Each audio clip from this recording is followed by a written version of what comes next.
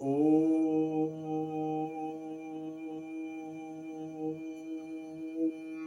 भूर्भुवः स्वः तत्सवितुर्वरेण्यं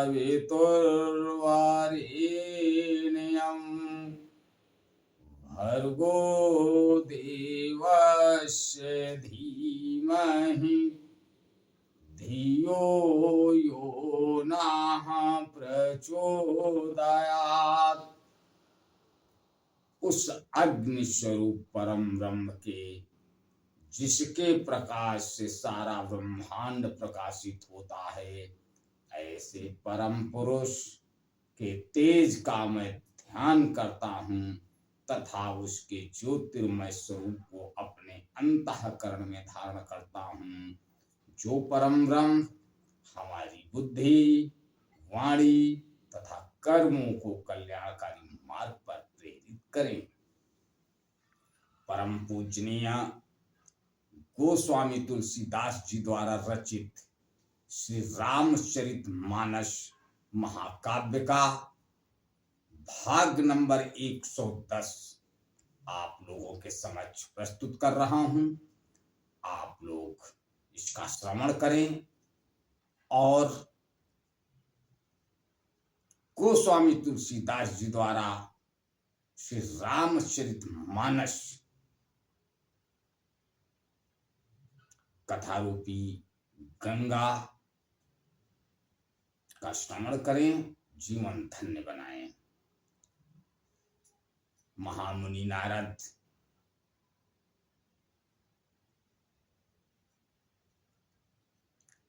को इंद्र ने कामदेव को भेजा उनकी पथभ्रष्ट करने के लिए, लेकिन वो कामयाब न हो सका, अतः डर के मारे भगा। आदि गोस्वामी तुलसीदास जी लिखते हैं, सहित सहाय सभीत अति मानिहानि मन मैन गहे सिजाई मुनि चरण तब कही सुठी आरत वैन। तब अपने सहायकों के समेत कामदेव ने बहुत डरकर और अपने मन में हार मानकर बहुत भी आर्त यानी दीन वचन कहते हुए मुनि के चरणों को जा पकड़ा। भयउ नारद मन कछुरोसा ओ कहिय प्रिय बचन काम परितोषा। नाई चरण सिरुआय सुपाई ओ गयौ मदन तब सहित सहाई। नारद जी के मन में कुछ भी क्रोध ना आया। उन्होंने प्रिय वचन कहकर कामदेव का समाधान किया। तब मुनि के चरणों में सिर नवाकर और उनकी आज्ञा पाकर कामदेव अपने सहायकों के समेत लौट गया।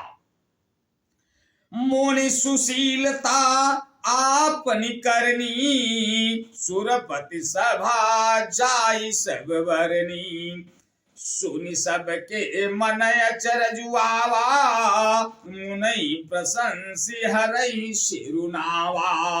देवराज इंद्र की सभा में जाकर उसने मुनि की सुशीलता और अपनी करतूत सब कही, जिसे सुनकर सबके मन में आश्चर्य हुआ और उन्होंने मुनि की बड़ाई करके श्री हरि को सिर नवाया। तब नारद गवने शिव पाही और जिता काम आहमते मन माही।